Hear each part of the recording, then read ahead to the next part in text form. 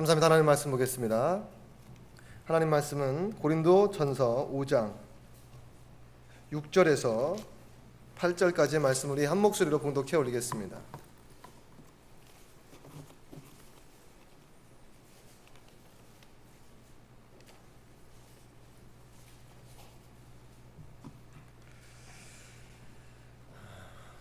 찾으셨으면 아멘 하시기 바랍니다. 아멘. 우리 함께 봉독해 올리겠습니다. 6절부터 8절까지 말씀입니다. 신약성경 267페이지 시작. 너희의 자랑하는 것이 옳지 아니하로다. 적은 누룩이 온 덩어리에 퍼지는 것을 알지 못하느냐. 너희는 누룩 없는 자인데 새 덩어리가 되기 위하여 묵은 누룩을 내어버리라. 우리의 유월절 양 곧 그리스도께서 희생이 되셨느니라. 이러므로 우리가 명절을 지키되 묵은 누룩도 말고 괴악하고 악독한 누룩도 말고 오직 순전함과 진실함에 누룩 없는 떡으로 하자. 아멘. 저는 여러분과 오늘 이 본 말씀을 통하여서 누룩 없는 떡이라는 제목 두 번째 시간으로 하나님 말씀을 증거하고자 합니다. 이 시간 귀한 예물 하나님께 드렸습니다. 리모델링 예물 작정헌금으로 리모델링 헌금으로 안수 집사님이 비전 예물로 또 사랑의 선교 예물로 경주의 예물로 성미 예물로 귀한 예물을 리모델링 헌금으로 건축 리모델링 헌금으로 또 사랑하는 아들이 군생활 동안 아무 사고 없이 지켜달라고 믿음생활 잘하게 달라고 인도해달라고 귀한 예물을 하나님 앞에 드렸습니다. 이 모든 예물들 하나님께서 이미 여러분의 마음에 준비하는 그 순간부터 받아주신 줄로 믿습니다. 우리 옆에 분들과 인사 나누는 시간을 갖도록 하겠습니다. 오늘은 최근에 인사를 많이 안 했던 것 같은데 저는 인사를요 우리 백양께 오고 난 그 다음부터도 계속했지만 우리 학교에서 학생들을 가르칠 때도 마찬가지예요. 우리 서로 인사합시다 하면서 제가 예배 시간에 얼마나 많은 인사를 했습니까? 뭐 그 중에 하나만 딱 떼도 충분하게 우리 학생들에게 이야기를 할 수가 있는데 오늘은 두씩 한번 쫙쫙보세요. 두씩 혼자 외톨이로 있는 분들 같은 경우는 옆에 좀 다른 분이 고린도 교인들의 가장 큰 단점 가운데 하나는 그들이 죄를 범하였음에도 불구하고 그것이 아무것도 아니다라고 이야기를 했다는 것입니다. 즉 우리가 죄를 범할 수는 있습니다. 그런데 죄를 범하면 기독교적인 가치관은 사람을 죽였다고 할지라도 회개해야 돼요. 회개하면 다시 일어설 수 있는 용서함 받을 수 있는 기회는 얼마든지 있습니다. 그런데 만약 여러분 한번 이렇게 한번 생각해 보세요. 자녀가 부모님 지갑에 손을 댔습니다. 아니면 자녀가 거짓말을 했어요. 그리고 나서 부모가 그 자녀를 질책합니다. 너 왜 이랬니? 거짓말하면 되니? 엄마의 지갑에 손대면 돼? 그때 죄송해요. 잘못했습니다. 제가 잠깐 눈이 어두웠네요. 생각이 어떻게 딴 데 갔나 봐요. 미안해요. 이렇게 하면 될 것을 엄마는 어렸을 때 저처럼 안 했어요? 한 번도 아빠 지갑에 손대지 않았나요? 엄마도 해놓고 나서 만약에 엄마가 그렇게 했다고 한다면 엄마는 해놓고 해서 왜 나한테는 그렇게 이야기해요? 여러분들이 어떤 생각을 갖고 계시는지 다 짐작이 됩니다. 그 다음부터는 여러분 상상이 바뀔게요. 이런 못된 지금 똑같은 모습입니다. 중요한 것은 그들이 어떠한 죄를 범했느냐, 어떤 종류의 죄를 범했느냐가 중요한 것이 아니라 그들이 죄를 범하고 나서 그 다음에 나타난 행동, 본인들이 죄를 범하고 나서 괜찮다는 거예요. 그러면서 하는 말이 뭐냐면 당신들은 죄 안 저질렀어요. 그리고 우리 모두가 다 은사를 가지고 있는 사람인데 그 안에 교만했다는 것이죠. 작은 죄를 범했다고 할지라도 우리는 하나님 앞에 회개해야만 합니다. 이 기독교적인 가치관에 있어서 죄란 100원 훔친 사람이나 1000원 훔친 사람이나 다 똑같아요. 다 죄인입니다. 예수님은 많은 죄를 범한 사람을 위해서도 십자가에 못 박혀 돌아가셨고 작은 죄를 범한 사람을 위해서도 십자가에 못 박혀 돌아가셨다는 거예요.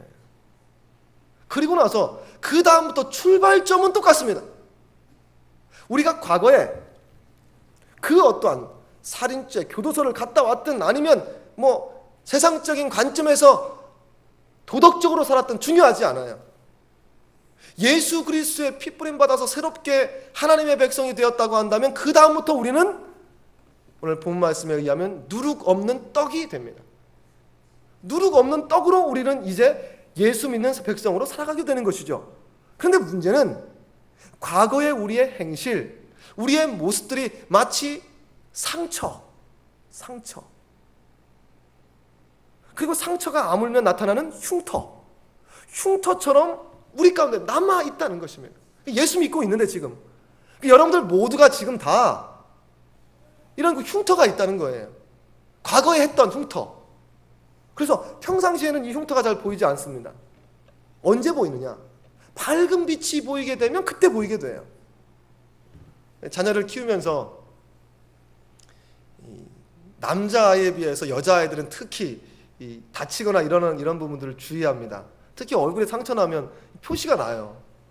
한번 이렇게 뭐 긁히거나 아니면 이렇게 상처가 나게 되면 시간이 좀 지나고 나면 아무런 것 같아요. 그래서 이런 전등빛에는 별로 표시가 나지 않습니다. 그런데 햇빛에 딱 나가게 되면요, 그 상처난 그 흉터 있잖아요. 흉터들이 다 표시나게 되어 있습니다. 금방 표시나요. 여자분들 화장으로 이렇게 가린다고 해도 표시나요. 그 흉터가. 마찬가지로 우리가 과거에 예수 믿기 전에 나타났던 그 모든 누룩들, 예전의 누룩들, 이전 누룩들, 오늘 성경 말씀에 의하면 악독하고 괴악한 이런 묵은 누룩들이 우리 가운데 지금 있다는 겁니다. 그러니까 나타나지는 않지만 있다는 거예요. 지금 우리 모든 것이.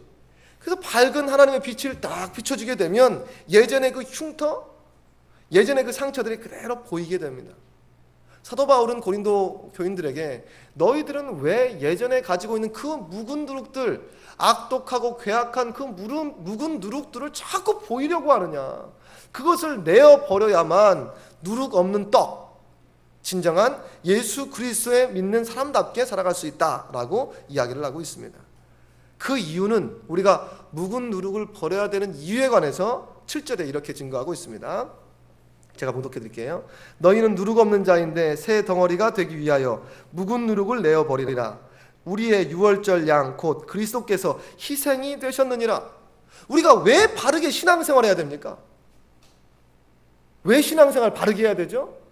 예수님께서 유월절 어린 양이 되어주셔서 그곳에서 물과 피를 흘리시고 희생이 되어주셨기 때문에 그 희생을 기억한다면 우리는 과거의 모든 더러운 것들을 내어버려야 된다는 거예요. 이 바울은 예수님을 유월절 어린 양으로 표현하고 있습니다. 우리가 누룩 없는 양이 된 것은, 즉 성도가 된 것은 예수 그리스도의 십자가 사건, 그것을 유월절 어린 양 사건으로 표현하고 있습니다. 그렇다면 유월절 어린 양 그 사건이 무엇일까요? 유월절 어린 양 사건을 잠시 말씀을 드리게 되면 제가 쓴 책에 그 모세를 찾아서, 세 번째로 쓴 책이 모세를 찾아서인데, 그 책에 보면 모세에 관한 그 행적들이 그래 쭉 기록되어 있습니다. 거기에 유월절에 관한 기록도 나와 있는데 잠깐 소개를 시켜드리면 430년 동안 이스라엘 백성들이 애굽에서 지금의 이집트에서 노예 생활을 하게 되었습니다. 노예 생활은 자유도 없고 핍박을 당하며 압박을 받지만 이스라엘 민족에게 있어서 노예 생활은 하나님 앞에 예배를 드릴 수 없다는데 그 노예 생활에 아픔이 있어요. 400년 동안 예배를 드리지 못했습니다. 왜냐하면 당시에 이 이집트는 고대 근동에서 우상을 섬기기로 한다면 첫째 가는 나라였거든요. 왕인 파라오를 섬기는 것도 마찬가지고, 또 모든 하늘신, 달신, 바람신, 모든 신을 다 섬기는 나라가 이 애굽 땅이었습니다. 그곳에서 이스라엘 백성들은 하나님 앞에 예배드리고 싶어도 예배드리지 못했어요. 이때 하나님께서 이스라엘 백성들을 끌어내신 것이 출애굽 사건입니다. 출애굽 사건은 단순하게 노예 생활부터 건져 올렸다, 이것이 아닙니다. 예배드리지 않던 자가 예배드리게 되었다, 이것이 출애굽 사건이에요. 압제받던 자가 무엇에 대한 압제요? 신앙에 대한 압제가 더욱더 중요합니다. 지금 이곳에서 노예 생활하는 분이 있습니까? 신앙에 대해서 노예 생활하는 사람이 얼마나 많이 있는지 모르겠습니다. 믿는 사람들도요. 이때 출애굽 사건은 우리로 하여금 하나님을 온전하게 예배드리는 그런 하나님의 이끄심이 됩니다. 그런데 사단이 만약 여러분들이 죄 가운데 있고 여러분들이 믿지 않았을 때 사단이 고분고분하게 여러분들을 하나님의 백성 내어 주겠습니까? 언제 깨닫게 되냐면 전도하다 보면 알게 돼요. 전도 참 힘듭니다. 누가 역사하느냐? 사단이 역사하는 거예요. 지금 사단의 내 종이 믿지 않는 사람, 하나님에게 손가락질하고 하나님을 원망하고 불평하고 하는 사람들, 또 하나님이 어딨냐고 하는 사람들, 그 사람들이 지금 공중의 권세 잡은 사단의 종노릇하고 있는 것입니다. 본인들은 지금 뭐하고 있는지도 몰라요. 근데 확실한 것은 영의 눈으로 바라보게 되면 그들은 종노릇하고 있는 겁니다. 그러면 사단의 입장에서 지금 종 하나가 빼앗기면 사단에게 손해겠죠. 따라서 우리가 전도한다는 것은 사단의 종된 사람들을 출애굽시켜서 출세상시켜서 하나님의 백성 만들어 놓는데 사단이 왜 역사 안 하겠습니까? 힘들다는 것이죠. 바로도 마찬가지였습니다. 파라오도 이스라엘 백성들을 보낼 생각을 하지 않았어요. 그래서 모세는 하나님부터 명령을 받고 재앙을 내리게 됩니다.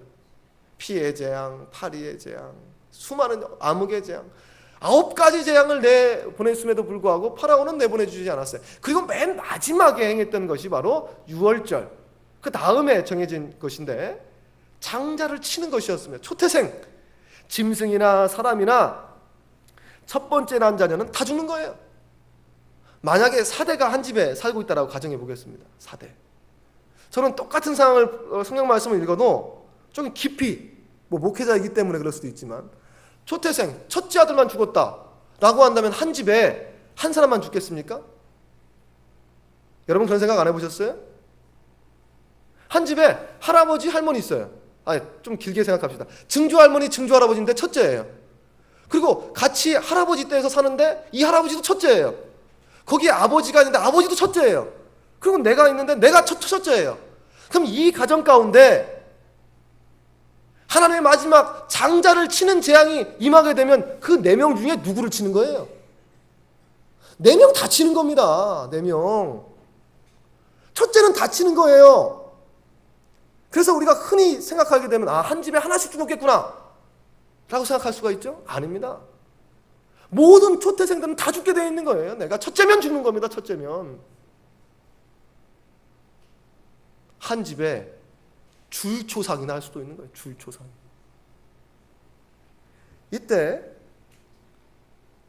애굽의 모든 초태생들은 첫 번째 난 자녀든 아들이건 아니면 짐승이건 다 죽었는데 이스라엘 백성만은 죽지 않았습니다. 왜?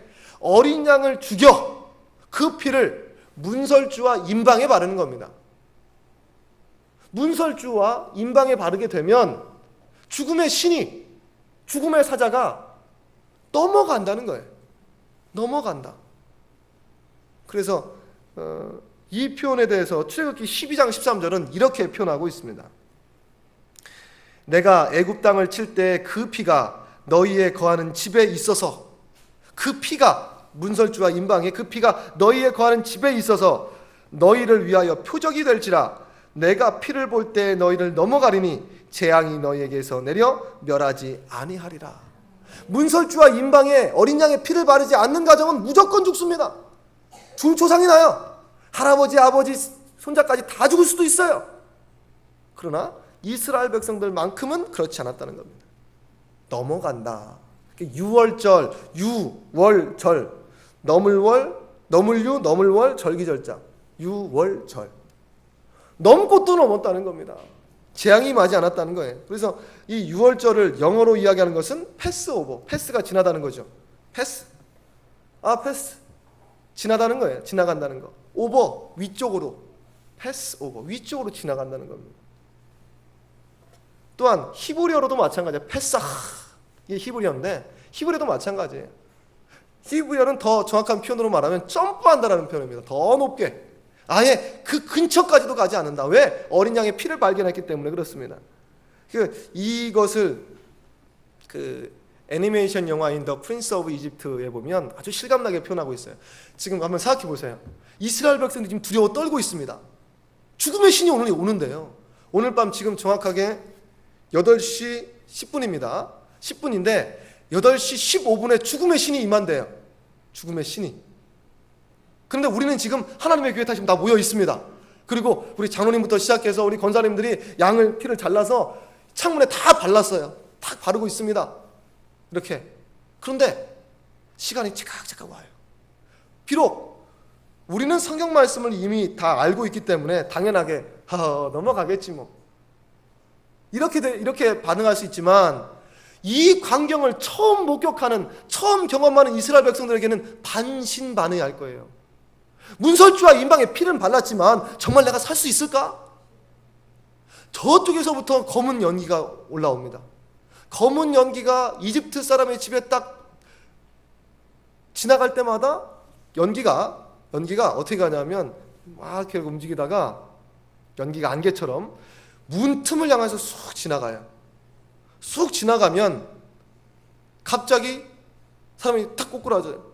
죽었다는 것이죠. 그 다음에 곡소리가 납니다.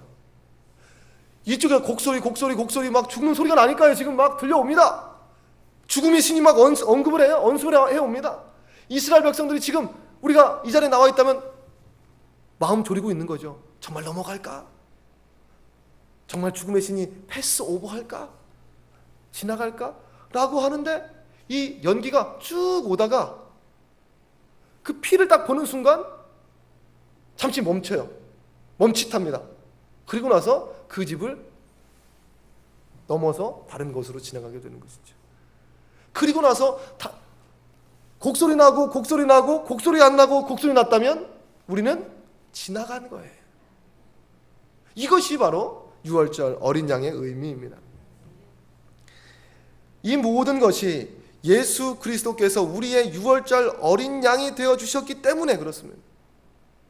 이것을 다시 한번 상기시켜 주는 거예요. 예수 그리스도가 우리의 삶 가운데 가장 중요한 생명을 지켜주고 우리의 모든 것들을 책임져 주심을 이 유월절 어린 양과 비교하고 있는 것입니다. 그래서 가스펠송 가운데도 그런 찬양이 있어요. 예수 어린 양, 존귀한 예수, 존귀한 이름. 예수 그리스도를 내 삶의 어린 양으로 삼은 사람, 그 어떤 것도 문제도 넘어갈 수 있고 또 해결받게 됩니다. 예수 그리스도의 이름으로 기도하게 되면 죽음 문제까지도 해결해 주셨다면 나머지 문제 해결시켜 주시지 않겠습니까? 반면에 세상의 많은 것은 우리를 미혹합니다. 해결시켜 줄 수 있대요. 그러나 그것은 달콤한 속삭임일 뿐입니다. 우리에게 있어서 우리의 문제와 우리의 삶의 모든 것을 해결시켜 주실 수 있는 분은 오직 예수 그리스도, 하나님 한 분밖에 없습니다. 그분은 우리의 아버지 되시기 때문에 그래요.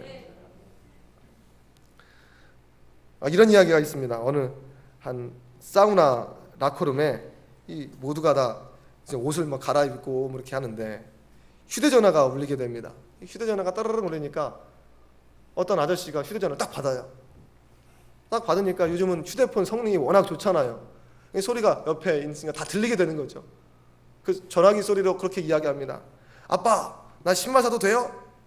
그러니까 이 아저씨가 그래. 주위에 있는 사람들이 이 사람 뭐 가타부타 말도 없이 사달라면 다 사주는구나. 조금 있다가 이 휴대폰으로 또 이렇게 이야기가 돼요. 아빠, 신발 사고 나서 요즘 새로 나오는 휴대폰이 있는데 휴대폰 사도 돼요? 휴대폰 사. 그러니까 다른 사람들이 와, 이 사람은 정말 자녀를 사랑하는가 보다. 조금 지나고 나니까 전화 건너편에서 또 울려요. 아빠, 요번에 제가 노트북을 바꿔야 되는데 노트북 사도 돼요? 그랬더니 아빠가 그럼 뭐 주저할 이유가 없습니다. 다 사준다는 거예요. 그러니까 다른 사람들이 이 아저씨 보고 야, 자녀를 너무 사랑하는가 봅니다. 그러고 나서 전화를 딱 끊었습니다. 전화를 끊고 나서 이 아저씨가 주위를 이렇게 두리번거리더니 이 휴대폰 전화 누굽니까? 이 휴대폰 전화 누구 거예요? 자기 게 아니었다는 거예요. 자기 게 아니에요. 전화상으로 누가 전화 오든 그래 알았어 해줄게. 왜? 내 거 아니니까. 내 자녀 아니니까. 내 휴대폰 아니니까. 말은 마음대로 해줄 수 있어요. 그러나 진정한 부모라고 한다면 부모가 해준다고 했을 때 많이 해주는 거예요. 이 자녀는 지금 이 아저씨가 다른 사람이 받은 거예요. 받아서 사준다 하니까 좋다 하다가 결국 진짜 부모가 왔을 때 실망하게 되지 않을까요? 우리 하나님께서 이것을 허락한 것, 사준다고 한 것, 임하게 해주는 것, 그것만이 우리 것이 됩니다. 반면에 세상의 것은 수많은 사람들이 여러분들의 인생을 책임져 준다고 해요. 수많은 종교들이 여러분들의 삶을 책임져 준다고 합니다. 여러분들 죽음 건너편까지 책임져 준다고 해요. 영원한 삶을 허락해 준다고 이야기합니다. 그러나 그것은 방금 전에 이야기했던 것처럼 여러분들이 전화상으로 이 종교는 영원한 삶을 허락해 주나요? 그러면 영원한 삶뿐만 아니라 이 땅에서도 잘 되게 되나요? 그러면 우리 가정도 잘 되게, 그럼. 어느 종교가 아니라고 그래요? 어떤 사람, 어떤 그 미혹하는 세력이 아니라고 합니까? 다 그럼 사줄게 잘 돼. 우리는 우리의 바른 통화의 채널이 어디인지를 정확히 분별해야 됩니다. 우리의 통화의 채널은 이 세상에서 수많은 종교 창시자들이 이 세상에 살다가 다 죽었어요. 그들 다 무덤이 있습니다. 반면에 우리 주 예수 그리스도, 우리의 유월절 어린 양 되신 그 예수 그리스도께서는 죽음을 이기시고 무덤문을 박차고 부활하셔서 하늘 보좌 우편에 앉아 계신 분입니다. 하나님 아버지는 천지 만물을 창조하신, 우리는 그분을 믿고 있어요.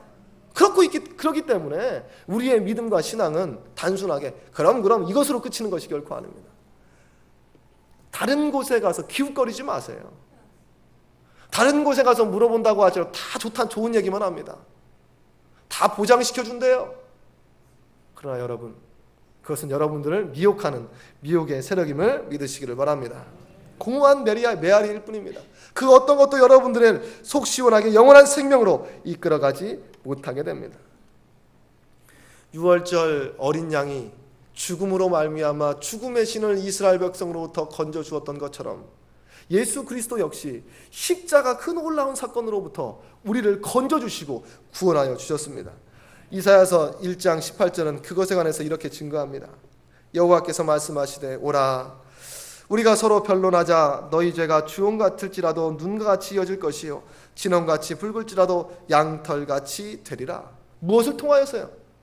오직 예수 그리스도의 보혈을 통해서만이 이 모든 것들은 가능하게 됩니다. 또한 이 모든 그리스도의 어린 양 되심은 우리를 모든 죄와 사망의 법에서 우리를 해방시켜 주십니다. 가장 기본적인 것이긴 하지만 우리가 평생 여러분들이 이 강대상으로부터 선포되는 이 설교 가운데 가장 많이 듣는 것이 바로 이 얘기예요. 예수 그리스도의 십자가, 그분의 죄사함, 그분의 구원, 그분의 못 박히심, 그분의 부활, 이거 제일 많이 들어야 됩니다. 그것이 우리 믿는 자의 정체성이고 그것이 시작점이기 때문에 그래요. 그래서 사도 바울은 우리가 이 유월절 어린 양을 통하여서 생명을 건진받았으면 그때부터는 우리에게 명절이 시작된다는 겁니다. 8절 말씀을 제가 봉독해 드리겠습니다. 이러므로 우리가 명절을 지키되 무릇 누룩도 말고 괴악하고 악독한 누룩도 말고 오직 순전함과 진실함에 누룩 없는 떡으로 하자. 이미 당시에 고린도 교인들은 새로운 유월절의 개념을 이미 알고 있었습니다. 주님께서 잡히시기 전날 밤 떡을 떼고 말씀하시고 또한 잔을 나누셨던 것처럼 그 의미를 다 알고 있었어요. 예수 그리스도 그분이 우리의 유월절 어린 양 되신다. 그분 안에서 우리는 새 생명을 얻었다. 그분 안에서 순수하고 순전하며 진실한 그런 의미를 그들은 깨닫게 된 것이죠.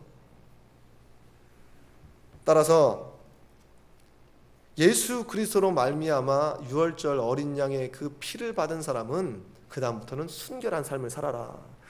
교만한 마음 버리고 죄악된 마음 버리고 오직 주님만을 믿고 살아라. 그리고 우리의 마음을 온전히 하나님 앞에 드리라는 것입니다. 로마서 12장 1절은 이렇게 증거합니다. 그러므로 형제들아 내가 하나님의 모든 자비하심으로 너희를 권하노니 너희의 몸을 하나님이 기뻐하시는 거룩한 산제사로 드리라. 이것이 너희의 드릴 영적 예배니라. 왜? 우리는 예수 그리스도의 보혈의 피로 깨끗함 받은 사람이기 때문에 그분 안에서 정결된 심령이 되었기 때문에 이제 온전히 나아가라. 바울은 그렇게 증거하고 있습니다.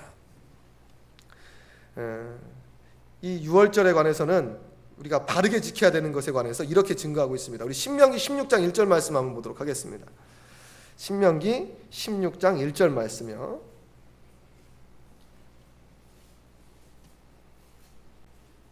네, 아직 못 찾으신 분들은 우리 스크린을 봐주시기 바랍니다.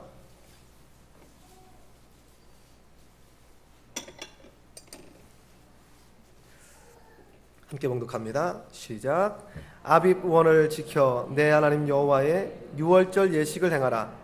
이는 아빕월에 내 하나님 여호와께서 밤에 너를 애굽에서 인도하여 내셨음이라. 하나님께서는 신명기를 통하여서 그 유월절을 아빕월에 지켜라 라고 말씀하고 있습니다. 원래 실제로 이스라엘 백성들이 유월절은 그 7월 정도 됩니다. 7월 정도. 유월절은요. 그런데 여러분 혹시 그런 말 많이 들어보지 않으셨습니까? 안식일은 토요일인데 왜 너희들은 주일날 예배를 지켜? 주일날 왜 예배를 드려? 이렇게 이단들이 공격하는 경우가 많이 있어요. 그거에 관해서는 또 일요일은 우리가 이야기하는 주일은 로마에서 태양신으로 숭배한 날이고 이렇게 이야기도 하고요. 그러니까 우리가 이야기하는 것 중에 하나는 뭐냐면 예수님께서 부활한 날이기 때문에 그날을 기념한다 라고 이야기를 해요. 그러면 그 사람들은 또 그렇게 주님께서 그렇게 하라고 시켰어? 또 그렇게 이야기를 합니다. 근데 중요한 것은 그 사람들이 잘못 알고 있는 것이 있어요. 유월절은 구약시대 때부터 안식일은 구약시대 때부터 토요일이에요. 확실합니다. 신약시대도 토요일날 지켰어요. 그러나 예수 그리스도로 말미암아 모든 것이 뒤바뀌게 됩니다. 모든 것이 탈바꿈되게 되어 있어요.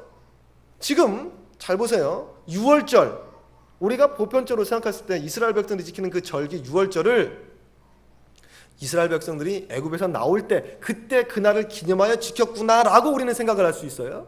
안 그렇습니다. 신명기서에 보면 그들이 애굽 땅에서 출애굽할 때는 7월이었어요. 7월.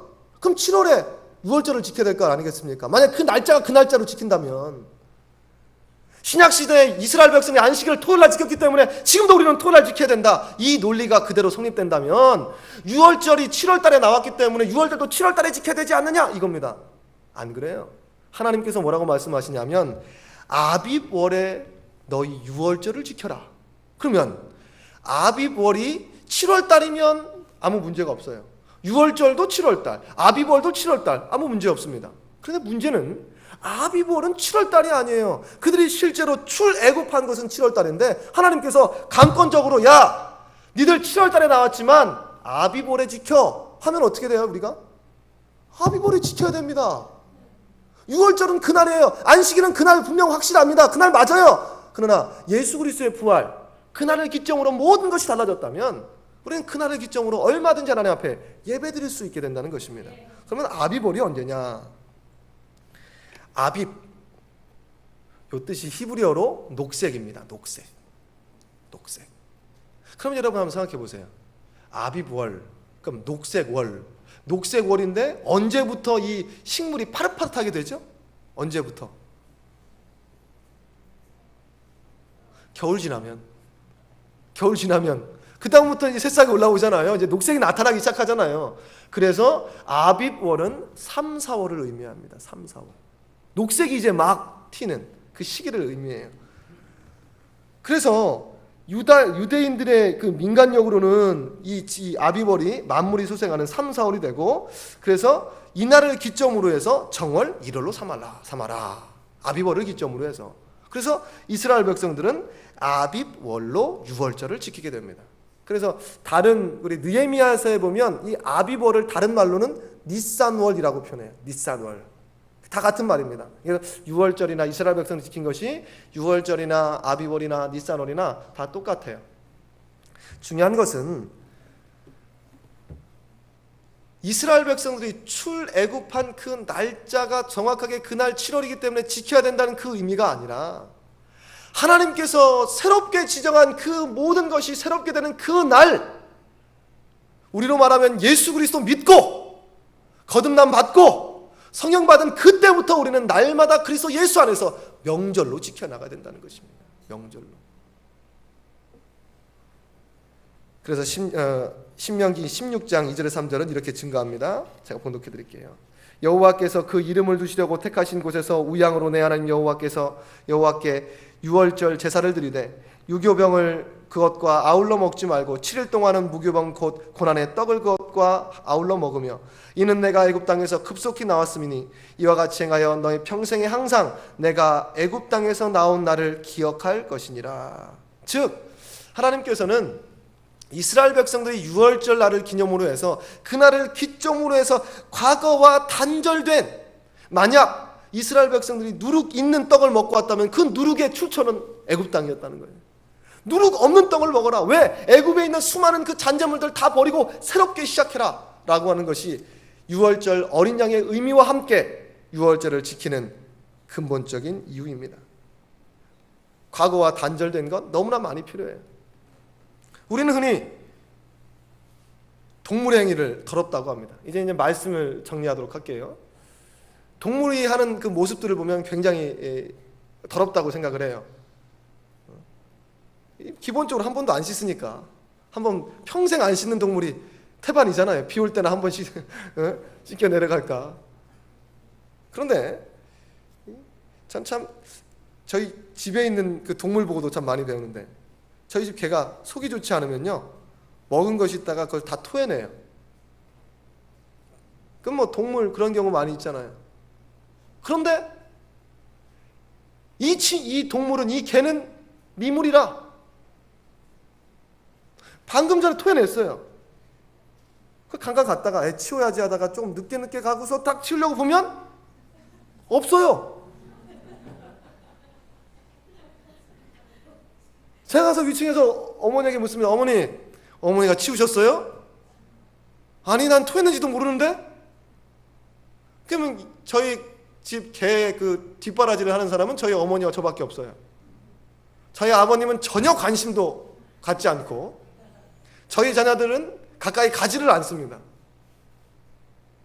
그러면 저희 어머니는 모르고 저는 제 눈으로 분명히 토해놓은 것을 봤고 들어갔다가 나왔더니 없어요. 뭔 의미예요? 개가 치울 리도 없고 먹었다는 거죠. 그걸 보고 여러분들은 뭐라고 표현합니까?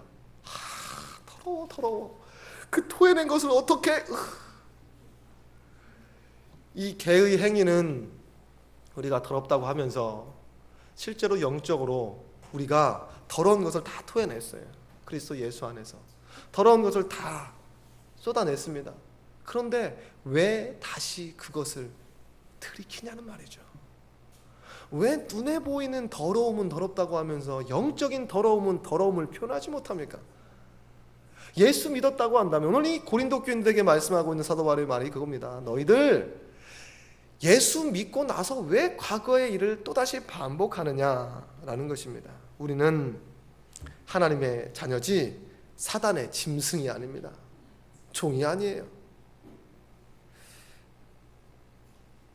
우리는 이제 진정한 의미의 왜 유월절을 지키라고 하는가, 우리가 왜 세례를 받은가, 그 유월절에 또 성찬 예식을 왜 하는가, 그 의미를 깨닫게 됩니다. 이제 우리는 매 순간순간마다, 우리 여러분들 인생이 매 달마다 아빕월이 되시기를 주님의 이름으로 축원합니다. 하나님께서 여러분들의 특정한 날짜가 여러분들 각자의 특정한 날짜예요. 처음 예수를 믿는 그 순간부터 지금까지 여러분들만의 시간입니다. 그 시간을 하나님께서 아빕월에 지키라고 명령해 주셨던 것처럼 아름다운 명절로, 여러분들만의 명절로 탈바꿈 시키시기를 주님의 이름으로 축원합니다. 기도하겠습니다.